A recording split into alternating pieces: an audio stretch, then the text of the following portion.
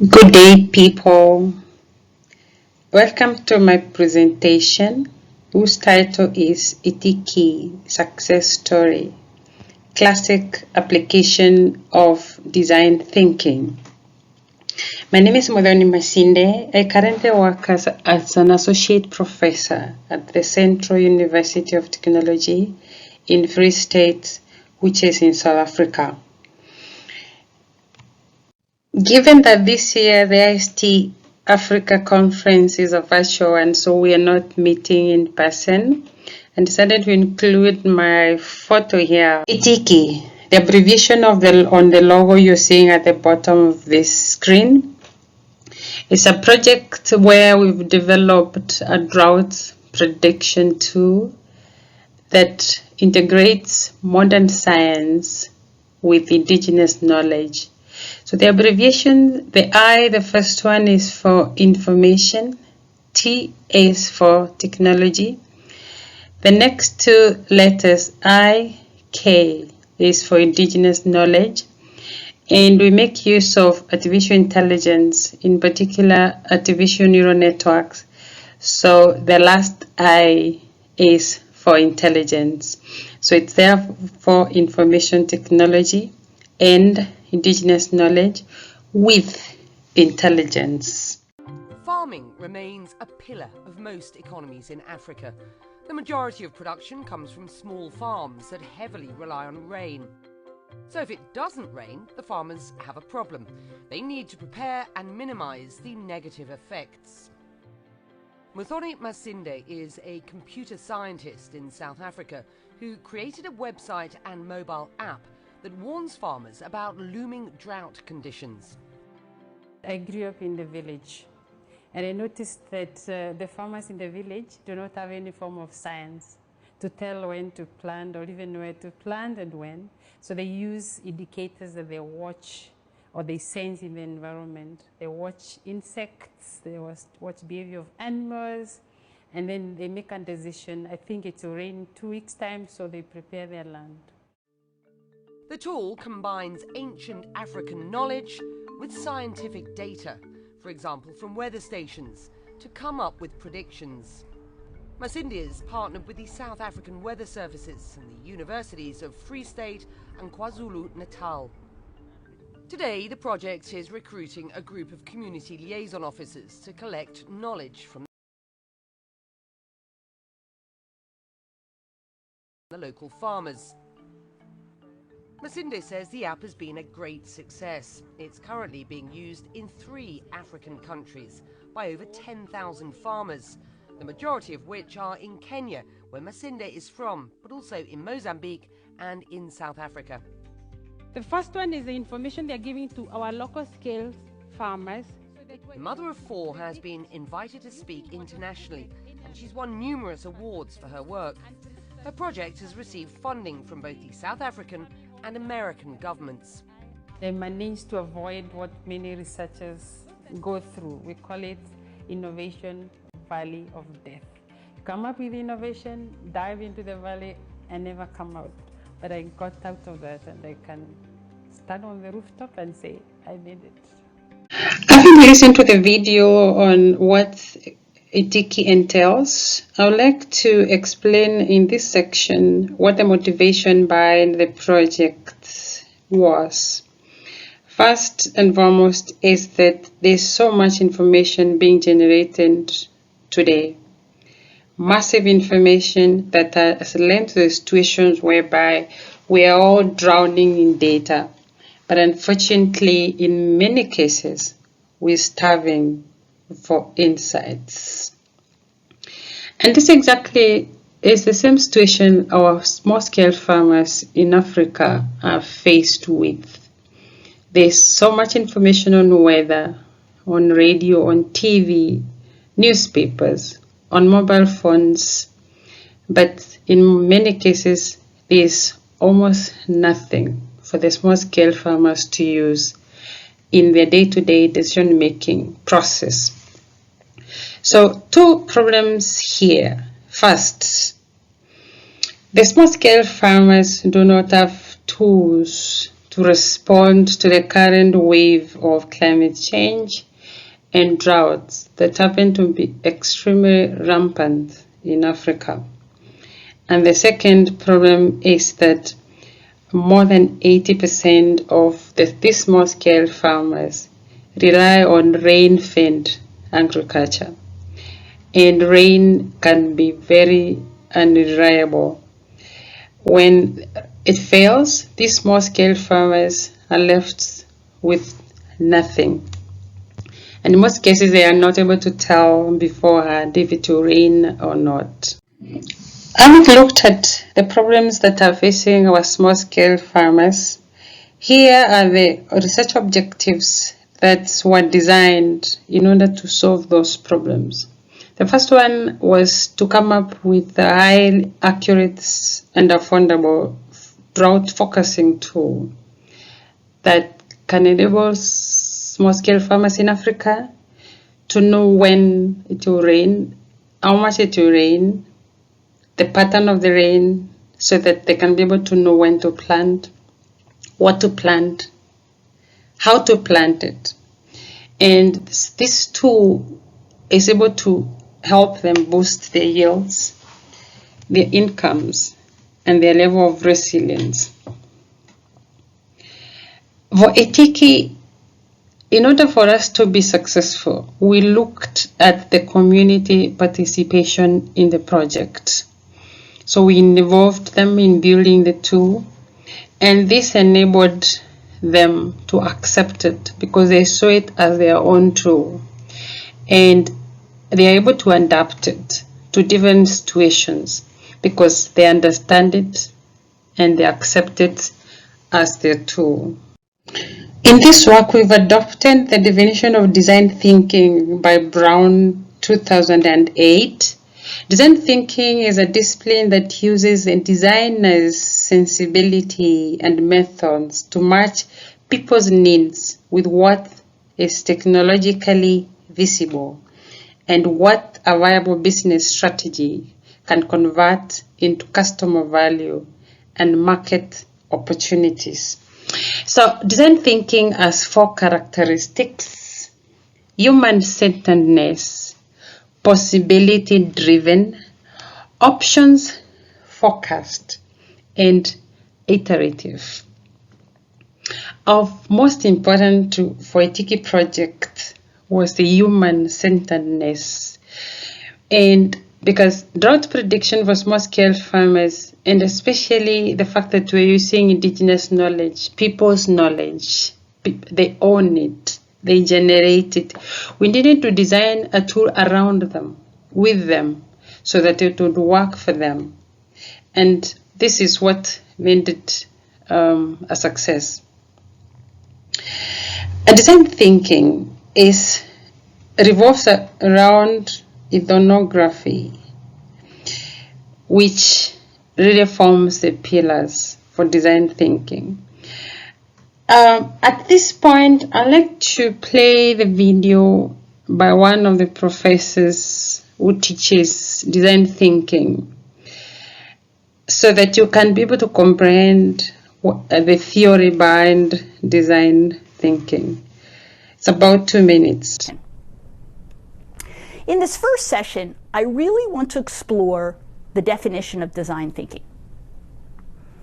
I want to explore what design thinking really means, or at least what I think it means. It's a term that is somewhat controversial, particularly the thinking part, since, as you'll learn as we talk more about it, this approach to decision making is about a lot more than just thinking. So what else is it about? Well, let's start with a popular view of the creative process. I call this view the Moses myth. In the Moses myth, innovation is a miracle that results when a special person raises his or her hands to God. The Red Sea parts, the iPod is born, pick your own utopian outcome, the message is the same. It's that innovation takes a special gift, one that most of us just don't have. Like most myths, this just isn't true. Of course, there are creative geniuses. No one would want to deny that truly extraordinary minds, like Steve Jobs, exist. But genius is not the only way to produce innovation. And believing the Moses myth undermines managers' confidence in their own abilities. And what I want to do is just ask for equal time to tell a different version of the story of innovation and where it comes from. This is a view of the creative process that was offered by an employee of Apple a few years back, and it is one of my favorites. Not because I agree with it, but because I think it captures the Moses myth beautifully. That old story that innovation is a black box, it's a hopeless tangle, and the ability to think creatively is a mysterious one that belongs to a special class of people. In this class, we are going to respectfully disagree with that story and tell a different one. Rather than waiting for Moses to show up and part the Red Sea for us, we are going to figure out how to build bridges to cross over to the other side, to that promised land of the new future, so that we can reliably manufacture our own miracles. So let's look at a different view of the creative process. In this view, the tangled mess morphs into a systematic series of questions. The first, and there you have it. Just 4 questions that will help us build the bridge to more innovative solutions and manufacture our own miracles without relying on Moses. And so this is what I'm going to be focusing on in our time together. Design thinking as a problem-solving approach that asks 4 questions and that is human-centered, possibility-driven, option-focused, and iterative in its approach. Let me talk about each of those for a moment. In the case of Itiki, we went through the iterative steps, 5 of them, in order to come up with the tool. The first one is the listening. Talking to the people, observing them, visiting them over and over again, using focus groups so that we're able to understand how do they really predict drought? How do they know the coming season will have less rain? Then the next step is the defining step, where we needed to develop insights into the core problem or the need that the farmers had. The third one is ideate. Here, it's involved building of solution ideas, considering quantity of options. What options did the farmers have? For instance, were we going to use a mobile app? Are we going to use SMSs? Are we going to put the information on our website? Sieving through these ideas so that we can be able to develop a solution that worked for them.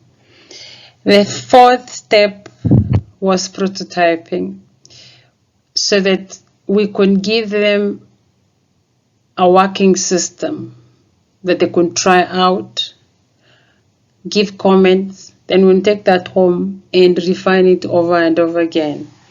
And then the last one is testing.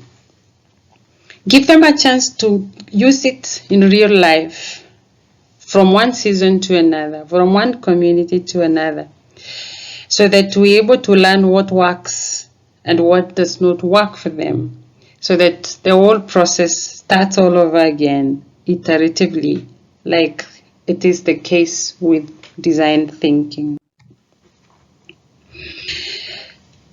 So, like I said before, the key to success here was participatory, community-driven, integrating farmers' indigenous knowledge on drought, and this instilled confidence in the system.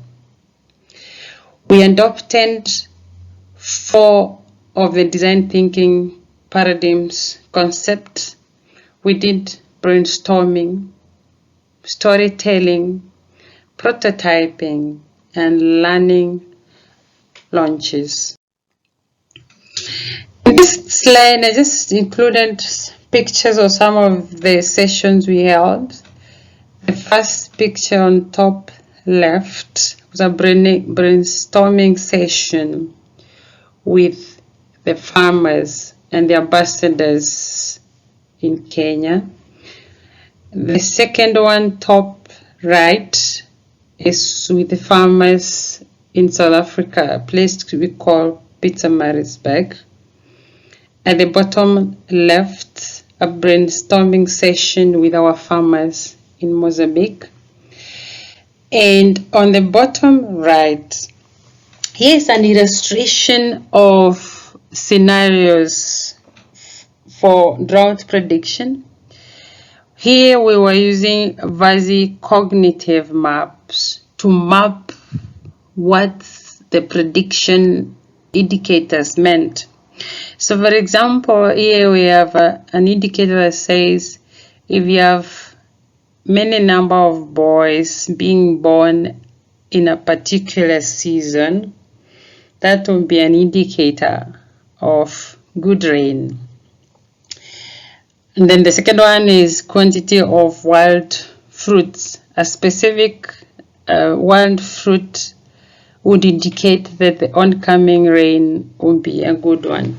So we use Vazi cognitive maps, a well-recognized mapping strategy in computer science, to be able to present all the scenarios they gave us for the drought prediction.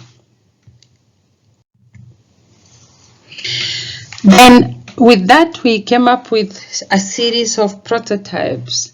The very first prototype for Itiki was way back in 2012, the very first one with orange and blue colors. Over time, as we did launches and testing and iterative of the previous, the 5 steps presented previously, we kept on improving the prototype. In the middle is the latest prototype we have. And on the right is just a login screen for the prototype. At this stage, we've realized that farmers need a little bit more than just drought prediction. So we're even incorporating things like cropping decisions. They can take pictures of a particular pest on their crop and send it to a crop scientist, who would then diagnose and revert to them as to what kind of problem that is and how they can solve it.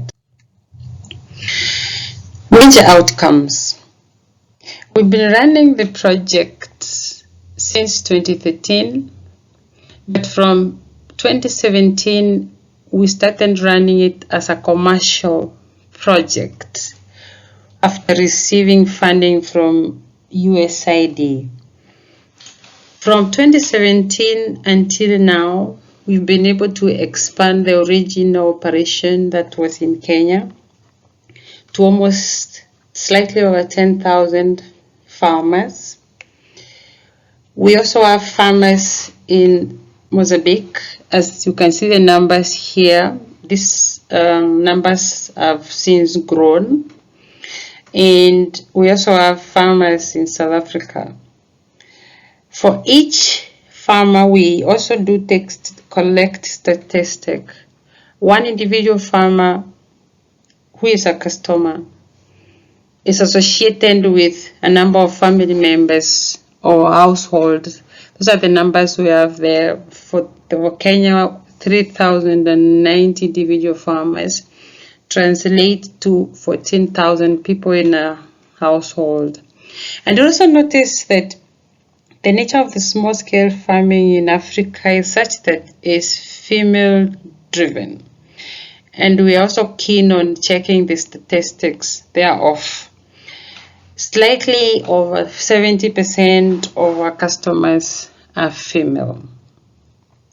We've also been collecting statistics on how much farmers improve in terms of the food they produce. And we've been able to observe over the 3 years that the project has been run on commercial basis, that in Kenya, for example, there has been up to 14% increase in yield. In Mozambique, it's 7%. In South Africa, we haven't calculated the percentage, but overall, the entire project, we have 11% increase in yield. This is a great success, and we attribute this, like the paper says, to the use of design thinking for innovation, because you listen to the people's feelings. You design something that they relate with. You meet them at the level of their needs, and hence the success of Itiki project. In conclusion, it's true that the challenges that the small-scale farmers in Africa are facing are many, and solving drought alone in isolation does not solve all their problems. More solutions are required. Currently, we are faced with COVID-19 epidemic, and that is seemingly overriding everything else that the farmers may have achieved. And recently, in the last 3 months or so, there has been a locust invasion, especially in Kenya, and it's spread to Uganda. Again, such things which are beyond the control of a human being affect the farmers significantly, and a solution for drought prediction alone cannot work in isolation. In our little sphere, we are trying to expand the Itiki tool to include other services. Currently, we almost completed a market price platform, because we realized that even if the farmers produce enough or more than enough and they need to sell it, they have no access to market information. This is also both for their farm inputs, and sometimes they get exploited by middlemen. So in the coming year, we'll be able to provide market prices as a freemium for the farmers who are already using Itiki drought prediction. This will enable them to get to the market easily. Then we've also upgraded Itiki to Itiki Plus, like I mentioned. Now it's able to give cropping decision to the farmers in the short, medium, and long term in terms of a decision support system. And that brings me to the end of my presentation. I do thank you for listening. You can send me questions using the email provided in the second slide of my presentation. Thank you. I would like to acknowledge funding that this project has received from 2 sources. The first one is a multi-government fund under the project Securing Water for Food, a Grand Challenge for Development, with the funding number as indicated here.